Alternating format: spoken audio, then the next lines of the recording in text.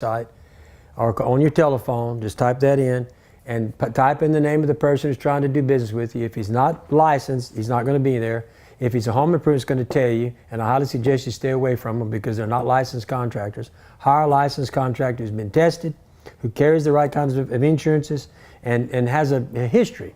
The longer the years somebody's in business, the better off you are when you're going to pick somebody to build your project. But the first thing is they should at least have a license, be a licensed contractor where they've been tested and can pass the test, get continued education, things of that nature.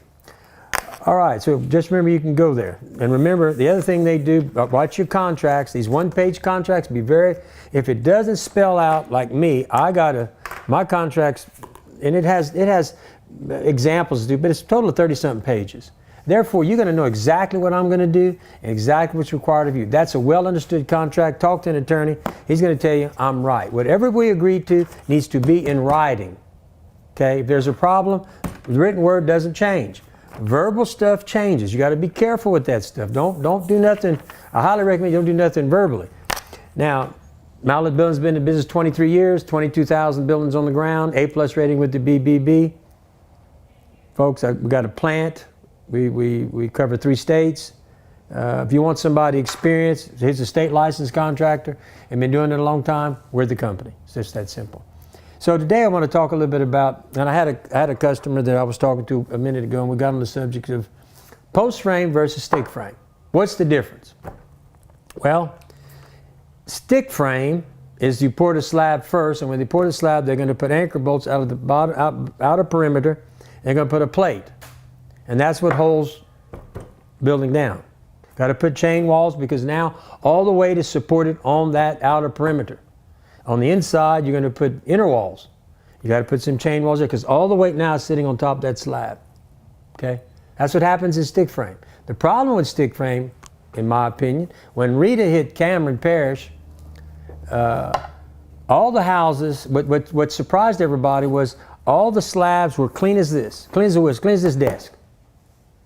And what nobody could figure out is where was the anchor bolts? Well, what happened after 30-something years, the anchor bolts had rusted. So when the water hit from the storm, it just pushed the buildings off the slabs. Because understand, the only thing holding that house down is the anchor bolts. And those anchor bolts, when they rust out after 10, 15, 20, 30 years, there's nothing, just the weight sitting on the slab. There's nothing holding it. They're just going to break right off. That's stick frame. Post frame, and you know, you got to pour the concrete first, so when it's winter time, it's hard to pour slabs because it's hard to get your pad compacted and all these things. And in post frame, we operate a little differently. We pour the slab last because there's no weight on the slab. All the weight of the building is transferred to the post.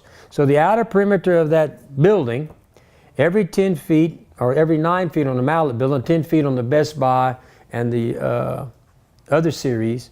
But anyway, the posts are anchored 3 feet in the ground, inside of a post protector. Okay? So the post is anchored 3 feet in the ground, in a post protector, therefore the microorganisms of the dirt are not attacking the treated post, which has a lifetime warranty, by the way, against rotten fungal decay and termites. But we put it in a post protector too, give you another, and we guarantee it for 50 years. Okay?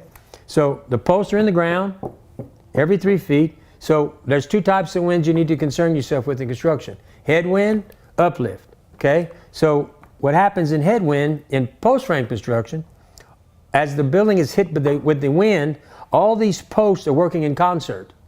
You'd have to shear them all simultaneously because they're all anchored 3 feet in the ground. Stick frame, I'm just sitting on top of the slab. I just got to push you over. Okay? Uplift. We transfer, when we pour the slab, after we build the building, all the posts are anchored in, we put a engineered graph of cables, aircraft cables, a grid, and then we attach that to all the posts. Then I pour all the way to the concrete on top of those cables. So what happens, I took the dead weight of the slab and transferred it to the outer perimeter of the building with all these cables. So if uplift would occur, it's got to lift that whole slab up. And if that happens, you don't want to be around. And it's highly unlikely. So that's some of the things you need that I want to explain to you. I've done this before, but I guess I need to refresh because I was having the conversations. When you do it wrong, no, I do it right. I pour the slab last because I don't want no weight. And then when I do it this way, I have no weight on the slab. It is floating. All the weight of the building is sitting on the post, transferred to the post. Whereas in stick frame, it's sitting on the slab, all the weight. Okay? So anyway, wanted to explain that to you. If you have any questions, always feel free to call me at 337-515-2154, or you can call the office at 337-214-0428. Always remember, we have a referral program. You know, if you buy a building with Mallett, and you refer someone, you get a $200 check. That's simple. In other words, if you sell 10 buildings, you're going to get $2,000. I'm going to help you pay for your building, because now you have a product to show at your house. And I want to help you pay for your building. That is always the objective here, is to try to get people who bought buildings to always talk good about us, but at the same time make some money. Help pay for your building. Hey, you know, you got the product. Show it. Get the customer here. You know, I send 50 sheets to every customer who buys a building, which are referral sheets. And if that customer comes with a referral sheet, or if my referral guy who handles all that calls you, he'll call the person for you, and we'll still send you $200. So anyway, if you have any questions about anything we do, feel free to call me. And I've given you my number, 337-515-2154, or you can call the office at 337-214-0428. Thank you. Please share this. It's always a pleasure.